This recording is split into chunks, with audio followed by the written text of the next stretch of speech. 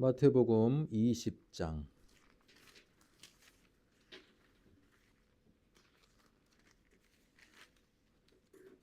1절에서 16절까지입니다. 절수가 기니까 저와 여러분이 한 절씩 교독하겠습니다. 마태복음 20장 1절에서 16절까지 신약성경 32쪽입니다.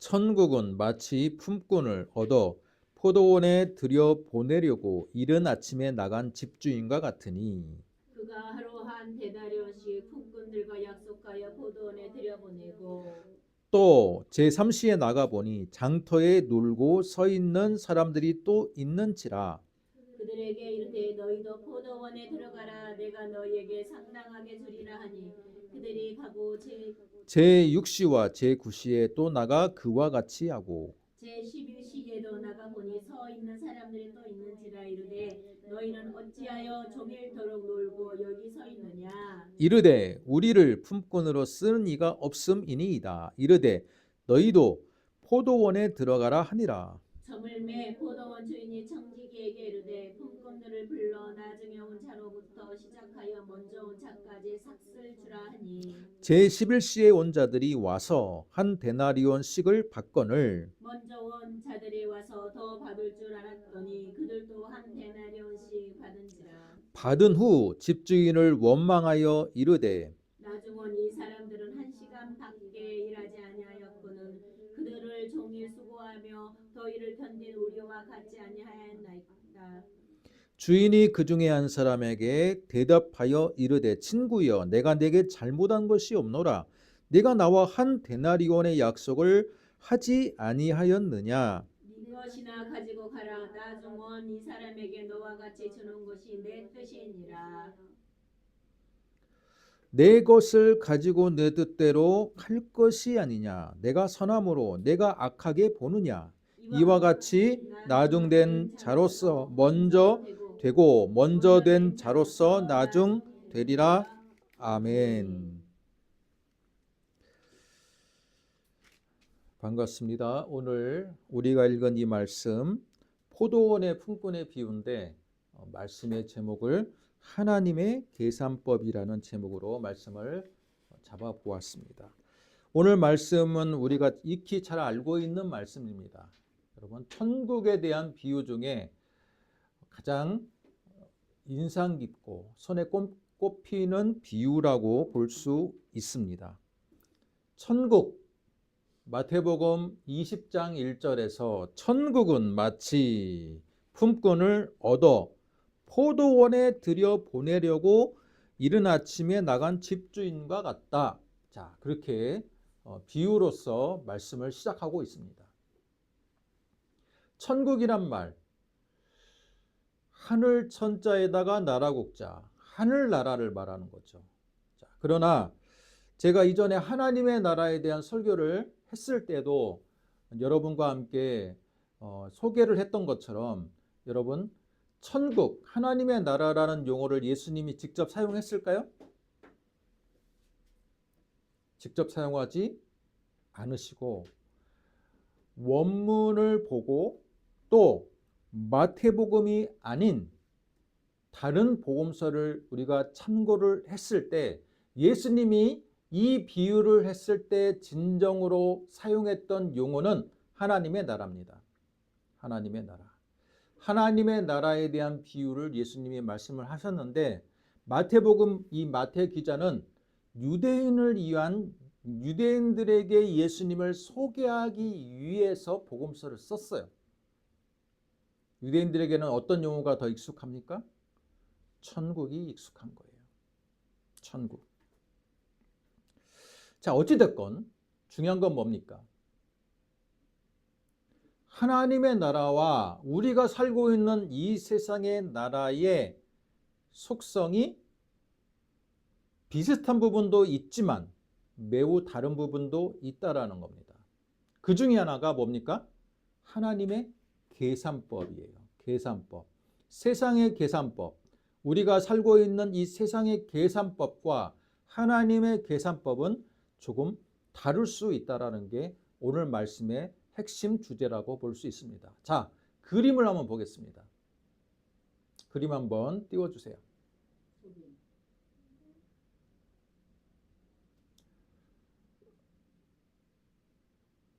공평과 평등에 대한 여러 가지에 대한 비유 중에 가장 유명한 그림 중에 하나입니다. 여러분 그림 보이시나요? 화면에? 네. 자, 그림 보니까 지금 경기장입니다. 야구 경기장 같은데 경기장의 펜스 때문에 펜스 높이 때문에 경기에 관람을 할 수 있는 사람과 없는 사람이 나뉘게 됩니다. 세 사람이 있는데 한 사람은 키가 무지 큽니다. 두 번째 사람은 그냥 보통입니다. 세 번째 사람은 어때요? 약간 키가 작아요. 키가 작다 보니 이 작은 사람은 경기장에 있는 펜스의 높이보다 훨씬 더 키가 작기 때문에 스스로는 경기장에는 와 있지만 관람할 수가 없습니다. 자, 이건 무엇을 말할까요? 왼쪽 그림은 영어로 equality, 오른쪽 그림은 영어로 뭡니까? equity입니다. equality와 equity는 굉장히 같은 이 어근에서 파생된 단어긴 하지만 뜻은 다릅니다. 뭡니까? 왼쪽 그림은 평등, 오른쪽 그림은 공평입니다. 자, 왼쪽 그림과 오른쪽 그림의 차이가 뭡니까? 여러분이 한번 알려주세요. 평등은 모두에게 똑같이 주는 거고. 왼쪽 그림을 봤더니 디딤발에 해당하는 어떤 그 나무 박스가 높이가 어때요? 같은 나무 박스를 이 세 사람에게 제공을 해 주었습니다. 반면에 오른편에 있는 그림은 어때요? 이 세 사람의 키가 서로 다름을 알고 키가 큰 사람한테는 박스를 제공했습니까? 안 했습니까? 안 했잖아요. 안 했잖아요. 그리고 중간 사이즈가 되는 사람한테는 박스 하나, 그리고 키가 작은 사람한테는 박스 두 개를 연이어서 디딤발로 사용할 수 있도록 제공했습니다. 평등은 한마디로 모든 사람, 키가 작든 키가 크든 상관없이 모든 사람에게 공평하게 박스 하나를 제공하는 게 평등입니다. 그렇잖아요. 남녀노소, 빈부격차와 상관없이 똑같은 디딤발을 제공하는 겁니다. 반면에 오른쪽에 있는 사람은 각 사람의 능력 차이가 있음을 기억하고 어때요? 키가 아주 작은 사람한테는 키가 큰 사람만큼의 보존을 해주는 거예요. 높이에 대한 보존을 해주는 겁니다. 사회복지에서는 이 그림을 보존해주는 걸 뭐라고 합니까? 약자에 대한 여러 가지의 정책을 말하는 겁니다. 그죠? 기초생활수급자, 노령연금, 그 외에도 장애인 복지연금, 여러 가지의 수당, 여러 가지의 이 수당을 통해 가지고 약한 사람들이 일반적으로 사회생활하는 데 지장 없도록 디딤발을 제공해 주는 겁니다. 반면에 키가 큰 사람들은 나름대로 경제적으로도 여유가 있고 풍성한 사람입니다. 이 사람한테는 보조수당이 필요합니까? 안 합니까? 필요하지 않기 때문에 이 사람들은 그냥 서서 경기를 충분히 혼자서도 관람할 수 있기에 특별한 보조수당을 지급하지 않는 겁니다. 그게 바로 뭡니까? 공평입니다. 여러분이 볼 때는 어떤 그림이 더 나아 보입니까? 공평. 공평이 나아 봅니까? 네. 평등이 나아 봅니까? 우리가 하나님을 할 때 무슨 하나님이라 그래요? 평등하신 하나님이라고 말합니까? 공평하신 하나님이라고 말합니까? 공평하신 하나님. 자, 공평이라는 그림을 봤을 때 공평하신 하나님은 뭐예요? 약하고 소외되고 병든 자를 더 하나님이 위로해주고 더 긍휼의 은혜를 입혀 주신다는 거예요. 그러기에 공평하신 하나님이라고 우리는 말할 수가 있습니다. 아멘. 자, 그런데 오늘의 주제로 넘어와서 자, 오늘의 주제에서는 평등의 하나님입니까? 공평의 하나님입니까? 자, 그런 우리가 의문을 가지고 오늘 본문을 보았으면 좋겠습니다. 구원의 개념이에요. 하나님께서 부르시는 때에 맞춰서 지금 이 포도원 품꾼의 비유는요, 어떤 사람은 일의 시작함과 동시에 일꾼으로 불리운 사람이 있고, 어떤 사람은 제11시 제일 마지막 일이 끝나기 1시간 전에 제일 늦게 부름을 받은 사람이 있어요. 자, 이들에게 어떤 차이가 있는지, 어떤 의미가 있는지 우리가 질문을 가지고 오늘 말씀을 보도록 하겠습니다. 자, 오늘 말씀은요, 마태복음 20장이긴 하지만 실제로는 19장하고도 굉장히 이어지는 말씀이라고 볼 수 있습니다. 자, 19장에 누가 나옵니까? 재물이 많은 청년이 나옵니다. 재물이 많은 청년이 와서 주님, 제가 어찌하여야 영생을 얻으리오이까? 질문합니다. 예수님이 뭐라 그래요? 야, 하나님께서 너에게 주신 계명을 열심히 지키면 돼. 그랬더니 이 청년이 뭐라 그래요? 제가 계명들을 정말 열심히 지켰습니다. 지켰어요. 그래? 그러면 너희가 한 가지 부족한 게 있는데 네가 가진 이 재물을 가난한 자들에게 나눠주고 나를 따르라. 그 얘기했을 때 이 청년이 어때요? 근심하면서 예수님을 떠났습니다. 이 장면을 본 예수님의 제자 가운데 베드로가 주님께 묻습니다.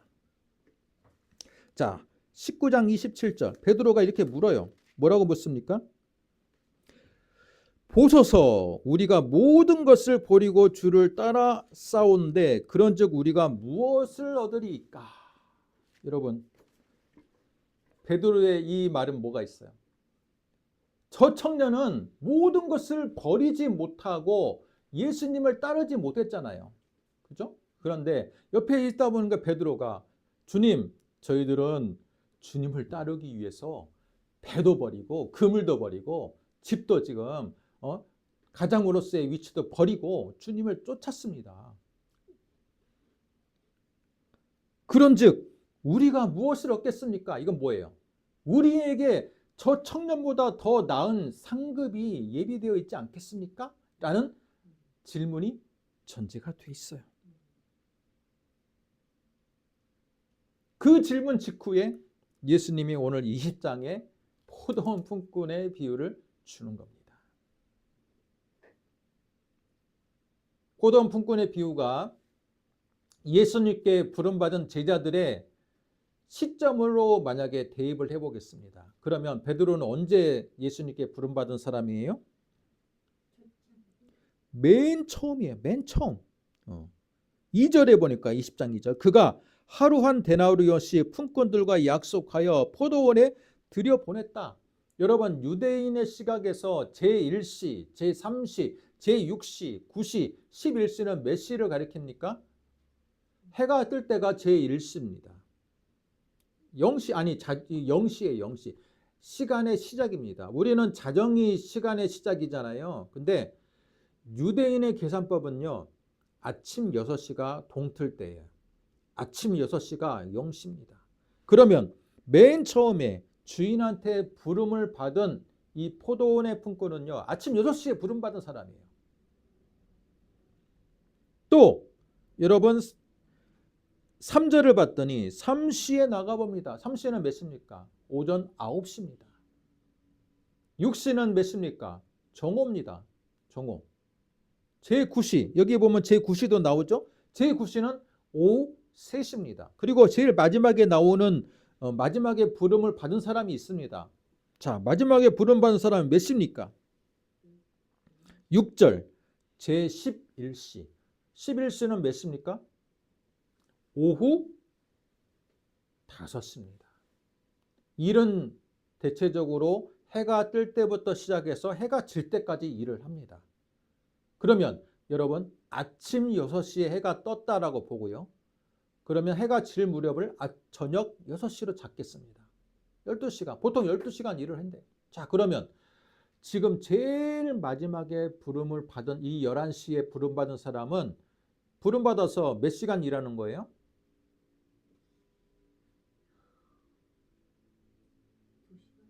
1시간 일하는 거예요.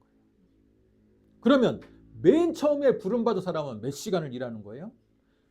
12시간을 일하는 거예요. 우리의 상식으로 볼 때 여러분 어떤 사람이 일을 훨씬 많이 하는 겁니까? 당연히 12시간에 부름받은 사람이 많이 일을 한 거죠. 여러분 2025년도 최저시급에 대해서 아십니까? 최저시급 2025년 최저시급이 얼마입니까? 1030원입니다. 1030원의 최저시급을 받았을 때 우리의 계산은 어때요? 12시간을 일했으니까 대략 얼마 받습니까? 대략 12만 얼마 뭐 끄터리가 좀 있겠지만 그죠? 12만 원 남짓 받는 겁니다. 12시간 일한 사람. 그러면 맨 마지막에 일한 사람은 얼마 받아야 돼? 우리의 기준으로. 1030원을 받으면 되는 거예요. 그게 처음에 말했던 뭡니까? 평등입니까? 공평입니까? 공평한 거죠. 공평한 거. 열심히 일한 사람한테는 열심히 일한 만큼의 보상이 주어지는 것이고 적게 일한 사람한테는 적게 일한 만큼의 보상이 주어지는 것이 평등 아닙니까? 자, 그런데 오늘 말씀을 봤더니 오늘 말씀이 어때요?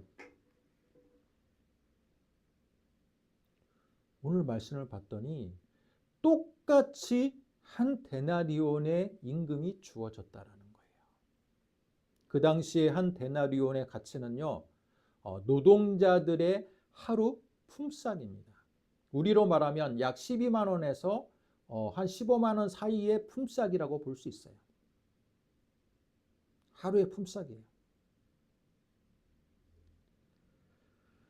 2절 보세요. 그가 하루 한 데나리온씩 품꾼들과 약속을 했어요.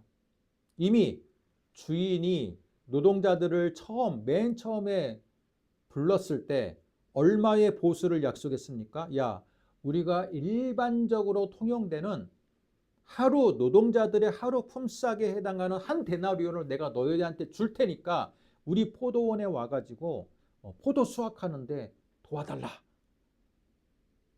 맨 처음에 온 사람들은 당연히 오케이를 했기 때문에 포도 농장 가서 일을 했겠죠.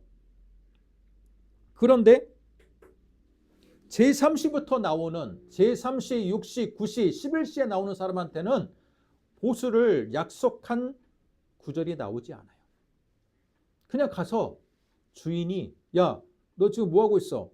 아, 지금 내가 일자리 찾고 있는데 일자리 없어서 놀고 있습니다. 그래? 와! 해가지고 지금 컨택해가지고 데려온 겁니다. 마침내 하루의 일을 마치고 품삯을 지급할 시점이 되었습니다. 8절 저물매 포도원 주인이 청지기에게 이르되 품꾼들을 불러 나중 온 자로부터 먼저 계산하게 하라. 여러분 먼저 온 자에게 계산할 줄 알았는데 나중 온 자한테 먼저 품삯을 지급하는 겁니다. 그러면 나중 온 사람은 얼마 정도의 보수를 기대하겠습니까? 내가 한 데나리온까지는 못 받겠지라고 생각하겠죠. 그죠? 하루 1시간밖에 일 안 했는데. 자, 그런데 11시에 온 자들이 먼저 보수를 받는데 한 데나리온을 받는 거예요. 노동자들의 하루 품삯을 받는 겁니다. 그러면 뒤에 있는 사람들이 어떻게 생각해? 9시에 온 사람은 내가 저 사람보다 3시간, 2시간을 더 일했으니까 나는 저 사람보다 더 많이 받겠지. 6시에 온 사람은 내가 저 사람보다 5시간을 더 많이 일했으니까 나는 더 많이 받겠지. 3시에 온 사람은 어때요? 내가 저 사람보다 8시간을 더 일했으니까 더 많이 받겠지. 맨 처음에 온 사람은 어때요? 저 사람보다 내가 10시간을 더 일했으니 더 많이 받겠지. 그러고 있는데 놀라운 것은 똑같이 한 데나리온씩을 주는 겁니다. 우리로 말하면요, 우리 현 시대로 말하면 노동자들이 파업이 일어나요. 파업. 이건 도저히 불공평해서 못 살겠다. 그래가지고 파업이 일어날 정도의 문제입니다. 그러나 주인이 뭐라 그럽니까? 사람들이 항의합니다. 당연히. 아니, 저 사람보다 우리가 더 먼저 불림을 받아서 일을 했는데 왜 나한테는 저 사람하고 똑같은 보수를 줍니까? 라고 하니까 뭐라고 합니까? 11절. 받은 후 집주인을 원망하여 이르되 나중은 이 사람들은 1시간밖에 일하지 아니하였거늘 그들을 종일 수고하여 더위를 견딘 우리와 같게 보수를 취급하였나이다. 그러자 주인이 뭐라 그래? 13절. 자, 주인의 말씀을 같이 한번 읽어보겠습니다. 시작. 주인이 그 중에 한 사람에게 대답하여 이르되 친구야, 내가 내게 잘못한 것은 없노라. 내가 나와 한 데나리온의 약속을 하지 아니하였느냐.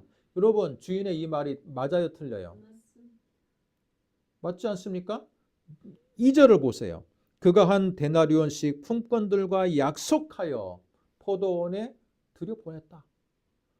맨 처음에 부를 때에도 한 데나리온을 약속을 했어요. 그러면 여러분, 1시간을 일했던 6시간을 일했던 또는 하루 종일 일했던 하루 종일 일한 사람들에게도 한 데나리온 약속을 했기 때문에 나중에 부름을 받은 사람들도 한 데나리온을 주는 건 주인의 자유입니까? 아닙니까? 주인의 자유예요.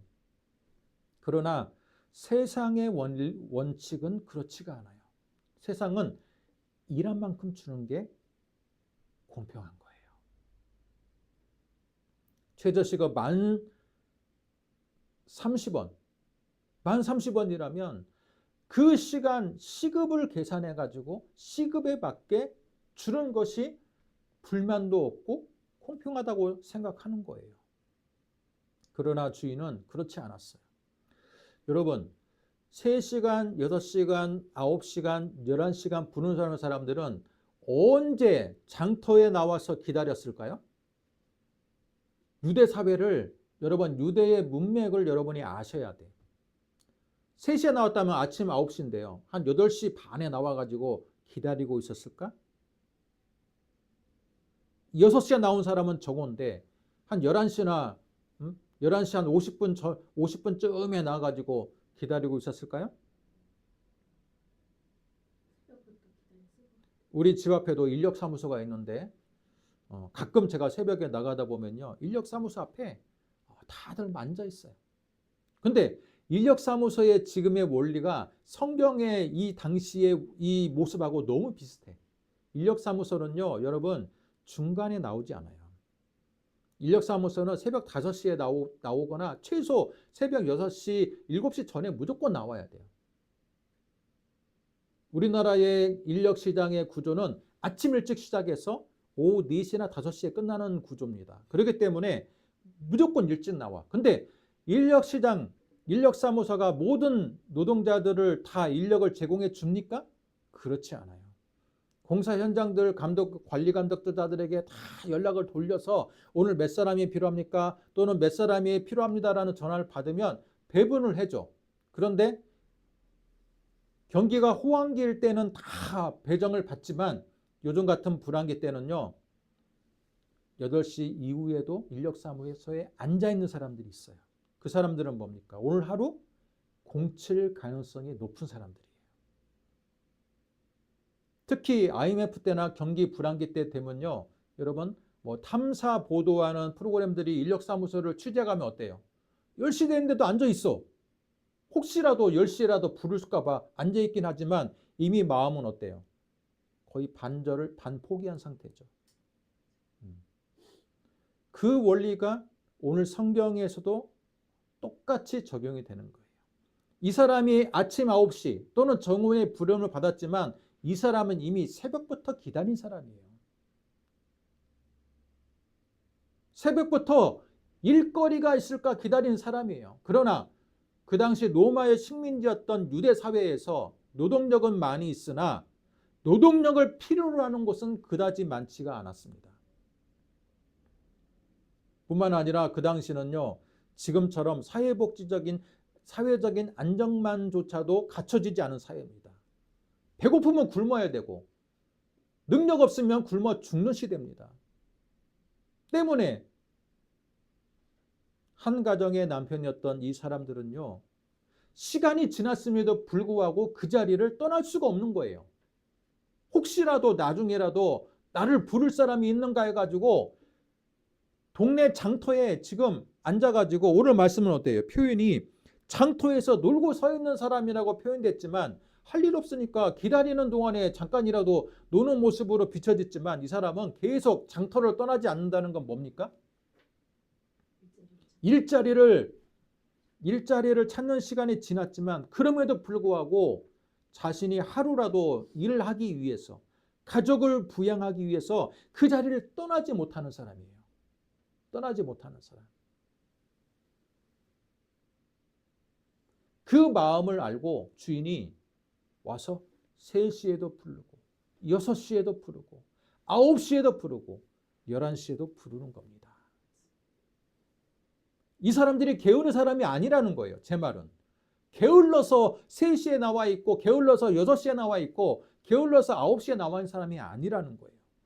이 사람도 대기는 하였으나 선택받지 못했기에 계속 그 자리에 머물고 있는 사람, 그 사람이었는데 그 사람들 가운데 주인이 부르는 겁니다. 부르는 거예요. 그러면 주인이 부르는 것이 은혜 아닙니까? 많이 놀고 있는 사람들 가운데 한 사람을 불러요. 또 많이 놀고 있는 사람이 시간 지나서 갔는데 또 많이 놀고 있는 사람들 가운데 한 사람을 부릅니다. 은혜 아닙니까? 자, 이 비유가 말하는 건 뭡니까? 오늘 19장 27절에서 베드로가 주여 보소서 우리가 모든 것을 버리고 주를 따라 싸운즉 우리가 무엇을 얻겠습니까? 라는 이 말에는요, 베드로는 어디에 속한 사람이에요? 메시에 부름받은 사람이에요. 영시. 제일 먼저 일의 시작과 함께 부름받은 사람이에요. 그래서 베드로는 나보다 늦게 부름을 받은 3시, 6시, 9시, 11시 받은 사람들보다 더 많은 상급을 기대하는 의미에서 주님께 질문을 하는 겁니다. 주님, 제가 더 많은 것을 더 일찍 부름받아서 더 많은 일을 하지 않았습니까? 그러니까 저 사람들보다는 더 많은 상급이 있어야 하지 않겠습니까? 자, 이런 의미에 담긴 질문을 했을 때 주님이 뭐라고 합니까? 야, 내가 너를 메시에 불렀던 내가 불러주는 것 자체가 은혜 아니냐? 응? 불러주는 것 자체가 은혜 아니냐? 한낱 이름 없는 어부였던 너를 내가 간과하고 그냥 쑥 지나가 버리고 너를 부르지 않았다면 네가 구원의 영역에 들어와 있겠니? 그렇게 지금 반문하는 거예요.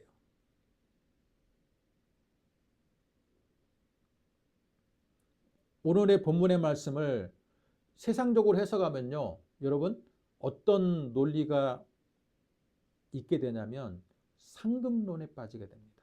상급론이 뭐예요? 이런 만큼. 세상의 원리로 구원을 파악하다 보면요, 일찍 부르고 더 큰 사역을 하는 사람한테는 황금 모자, 늦게 부르는 사람한테는 은 모자, 더 늦게 부르고 크게 의미 없는 큰 사역을 하지 못한 사람한테는 동이나, 그죠? 청동 모자. 그리고 제일 마지막에 뭐예요? 죽기 전에 간신히 유언으로 남기기 전에 영접한 사람은 개털 모자. 그래가지고 천국에도 등급이 있다. 로얄 등급이 있고 개털 등급이 있고 천국에서도 참 세상에서도 빈부격차가 있어서 못 살겠네 했는데 막상 천국 갔더니 천국에도 등급이 있어가지고 정말 천국에서도 못 살겠냐는 등급이 있다라고. 여러분, 그렇게 파악하는 논리가 천국의 상급론입니다. 그런데 예수님은 오늘 말씀을 통해 가지고 천국의 상급론을 완전히 깨부수는 말씀을 주시는 겁니다. 야, 11시에 불림을 받은 사람들도 이미 일이 시작하는 새벽부터 그냥 안절부절하면서 기다리고 있던 사람들이야. 아멘. 그 중에서 내가 몇 시에 불렀던 그것은 주인의 선택 아니냐. 어? 주인의 선택이지 너의 능력에 따라서 내가 부른 게 아니지 않느냐. 여러분 그렇게 말하고 있습니다. 또한 이 말씀을 통해서 우리가 알아야 될 거 한 가지는 뭡니까? 주인이 일꾼을 부름에 있어서 진실이고 진정한 의미에서 주인이 최대한 일꾼을 찾는 모습이 있었다는 거예요. 아멘. 자, 오늘 말씀 보세요. 주인은요, 포도원 농장을 가질 정도로 부자입니다. 그리고 주인이 또 보니까 뭐가 있어요? 8절에 보니까 청지기도 있어. 여러분, 청지기는요, 일반적으로 하인들 가운데 가장 최고로 높은 모든 것, 집안의 모든 대소사를 관장하는 역할입니다. 자, 이걸로 볼 때 주인은요, 거느리고 있는 이 하인들이 굉장히 많은 사람이에요. 그러면 여러분, 포도원 품꾼을 보낼 때 누구 보내면 돼요? 청지기를 보내거나 그 밑에 있는 하인을 보내면 돼요. 야, 오늘 왔다. 빨리 와. 우리 농장 지금 오늘 몇 사람 필요해. 그렇게 해가지고 데려오면 돼요. 그런데 오늘 말씀 보니까 청지기도 있고 하인들도 많이 있었건만 주인은 노동자들을 직접 마중 나가서 하나씩 데려오는 정성을 보입니다. 아멘. 여기서 주인은 누구예요? 하나님. 하나님은요, 우리를 구원하시기 위해서, 그죠? 이렇게 정성을 쏟으시고, 그죠? 심혈을 쏟으시는 거예요. 그런데 인간들은 어때요? 누가 먼저 부름을 받았느냐? 그것 따라서 내가 상급이 크느니 누가 상급이 적느니 그걸 따지고 있고, 뿐만 아니라 누가 더 멋진 사역을 하느냐, 누가 교회를 더 크게 목회를 하느냐, 누가 더 세상에서 기독교인으로서 더 빛나고, 그죠? 더 큰 부를 이루느냐, 그거에 따라서 상급을 계수하는 거야. 그게 바로 인간의 계산법이에요. 인간의 계산법은 천국에서도 누가 더 등급이 높으냐, 누가 더 많은 상급을 갖느냐에 관심을 가져. 예수님의 제자들도요, 여러분 상급론에서 자유롭지 못했습니다. 예수님이 십자가에 달리시기 전 일주일 전까지도 제자들이 뭘 가지고 싸워요? 예루살렘 입성하기 직후에 야, 천국이 이제 예수님이 곧 다윗왕처럼 메시아로 등극할 건데 메시아로 등극할 때 누가 우의정을 할 것이냐, 누가 좌의정을 할 거냐, 그거 가지고 싸우는 거야.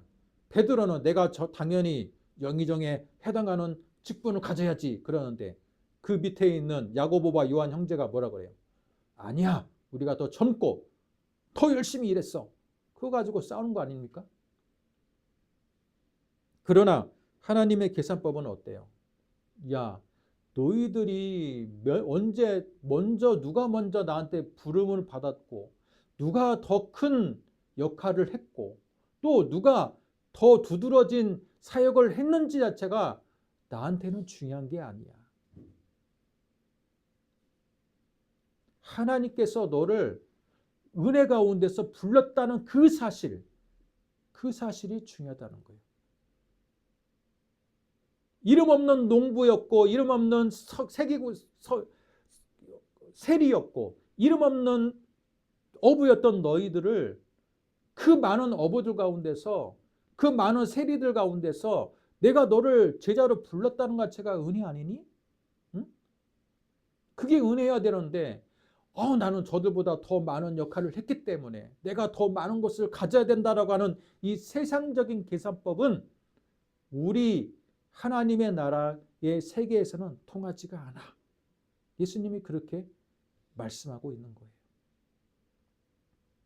첫 번째 그림을 상기시켜 보겠습니다. 구원의 영역에서는 여러분 평등입니까? 공평입니까? 구원의 영역에서는 평등이에요. 누가 키가 크든 누가 키가 작든 똑같이 구원의 은혜를 주시는 거예요. 그러나 구원의 영역이 아닌 은혜의 영역에서는 하나님은 공평이세요. 가난하고 어렵고 마음이 애통한 자에게 하나님이 더 큰 은혜와 위로를 주시는 거예요. 팔복의 말씀을 보세요, 여러분. 그죠? 심령이 가난한 자가 은혜가 복이 있다 했잖아요. 애통하는 자가 복이 있다 했잖아요. 의에 줄이고 목마른 자가 복이 있다 했잖아요. 그런데 배부르고 등 따시운 사람한테 복이 있다라고 말했어요? 그렇게 말씀 안 하셨잖아요. 그죠? 팔복의 말씀을 보면요.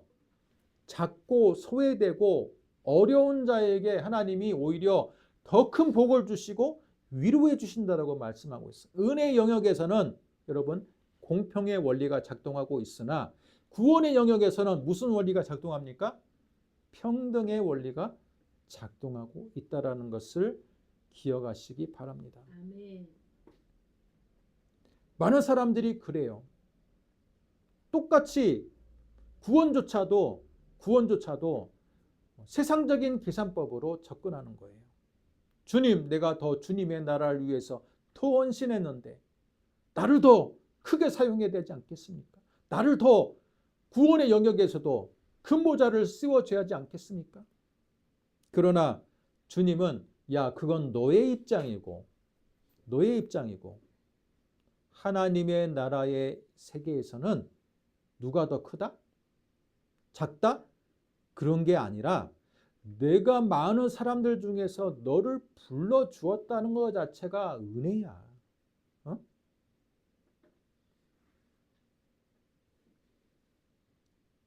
오늘 말씀에서도 제일 처음에 부름받은 사람과 3시, 6시, 9시, 11시에 부름받은 사람들이 능력의 차이에 따라서 부름받은 게 아니라는 거예요. 똑같이 기다리고 있는 사람들 가운데 그냥 무작위로, 그죠? 주인이 그냥 눈에 보이는 대로 그냥 불렀어요. 불러주는 것 자체가 은혜야. 그 당시에도 노동자들이 더 많이 기다리고 있는데 그 중에서 내가 하나님께 0시에 뽑혔든 3시에 뽑혔든 6시에 뽑혔든 9시에 뽑혔든 11시에 뽑혔든 중요한 건 뭡니까? 내가 주인한테 선택을 받았다는 거. 그 자체가 은혜라는 거예요.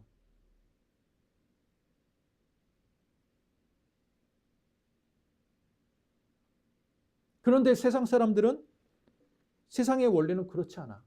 내가 더 많이 뽑혀가지고 더 많은 일을 했어. 더 많은 물질을 더 헌신을 했어. 더 많은 내가 봉사를 했어. 내가 저 사람보다 똑같이 구원을 받는다는 것은 불공평한 거 아닙니까? 그렇게 말을 해요.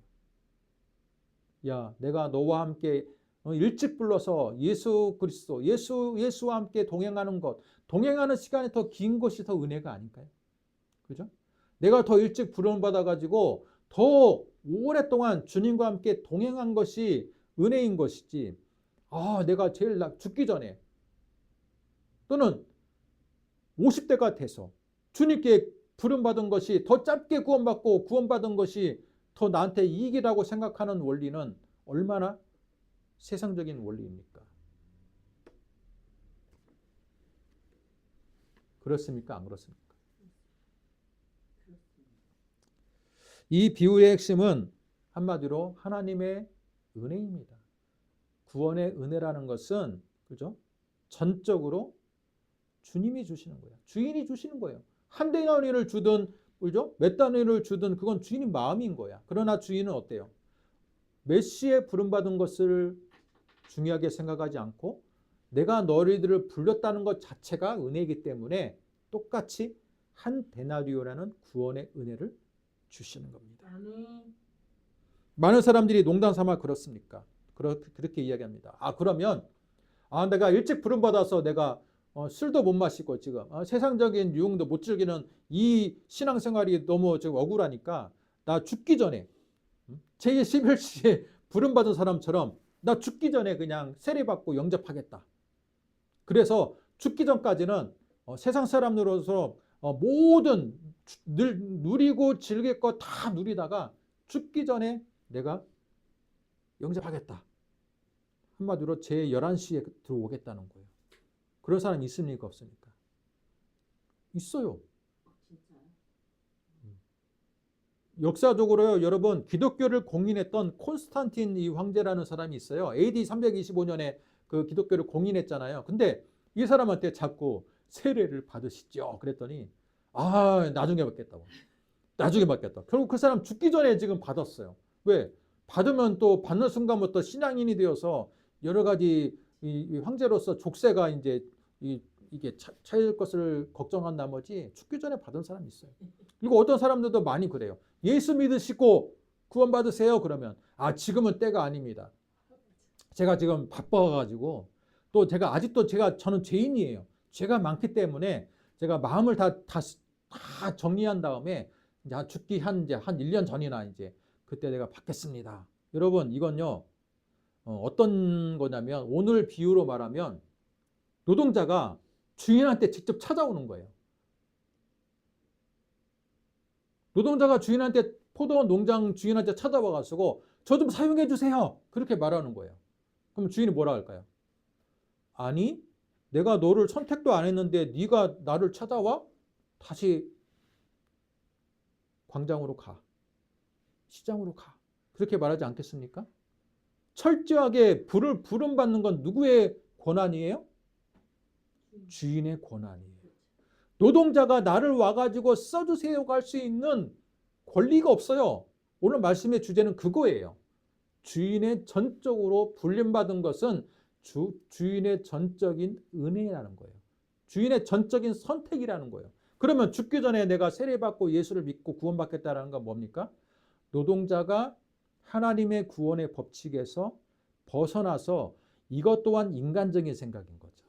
내가 스스로 내가 스스로 믿음을 가질 수 있고 스스로 믿음을 가지면 내가 구원의 영역에 들어올 수 있다라고 생각하는 것 자체가 인간적인 생각이라는 거예요. 그렇게 결단해서는 구원을 받을 수가 없어요. 구원이란 건 철저하게 누구의 영역이에요? 주인의 영역이에요.